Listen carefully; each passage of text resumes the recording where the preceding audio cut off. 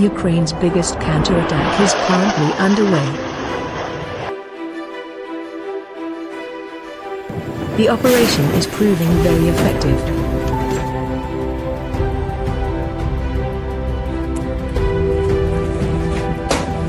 Is Russia losing the war?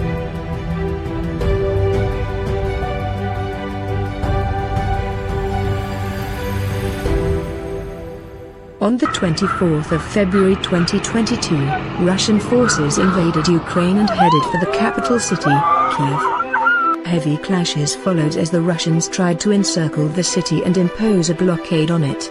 The Ukrainian military and civilians resisted with all they could, including homemade weapons, such as Molotov cocktails. The city was under heavy shelling that destroyed infrastructures and killed many civilians. Despite sending more troops, Russian forces failed to advance while suffering heavy losses. On April, Russia announced the retreat of its forces from the Kiev area, supposedly to focus on the war in the east. As the Ukrainian forces regained the previously occupied towns, evidences of war crimes such as the Bucha massacre were discovered.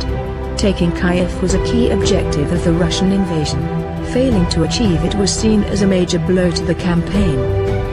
Russian objectives for the second phase of the war was to seize the south and east of Ukraine, and establish a land corridor with Transnistria. The goal was to reattach the Russian-speaking regions to the motherland as part of a new Russia, or Novorossiya. The operations were advantageous to Russia in the Donbass until now. Capturing many towns and controlling the Azov Sea through Mariupol, Ukrainian army, outnumbered and outgunned, was losing up to 200 soldiers a day. Russia was getting prepared to hold referendums in Ukraine's occupied territories. But Ukraine was not ready to give up. By the end of August, Ukraine announced it was launching its most ambitious counteroffensive since the Kiev battle. The goal of the operation was to retake the southern city of Kherson, and push the Russian army to Crimea.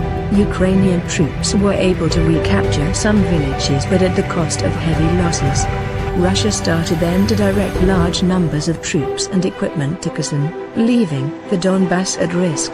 Meanwhile, Ukraine launched another counterattack in the Kharkiv region, taking Kremlin by surprise. The Ukrainian southern offensive turned out to be a disinformation campaign, to distract Russia from the real one. Ukraine's blitzkrieg inflicted a series of defeats on the Russian army, forcing it to pull back.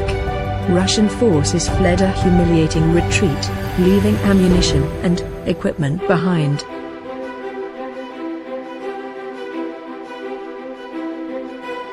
Residents in Russian-controlled parts of the Kharkiv region have been advised to evacuate to Russia.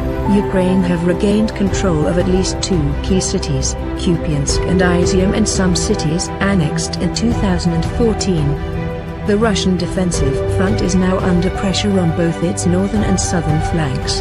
The initial goal of the invasion, to demilitarize Ukraine and depose its pro-West government, seem very hard to achieve now. The near-complete silence of the Russian authorities on the defeat generated anger among Russians. Some criticized the Russian leadership on social media for not anticipating the attack. Chechen leader Ramzan Kadyrov questioned Russian leadership of the war.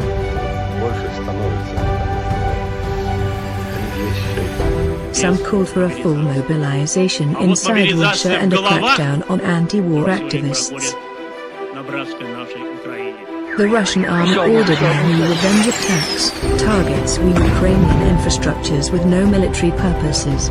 This defeat is a severe humiliation for Vladimir Putin, as he is increasingly criticized in Russian society, isolated on the world stage, and questioned by the Russian military.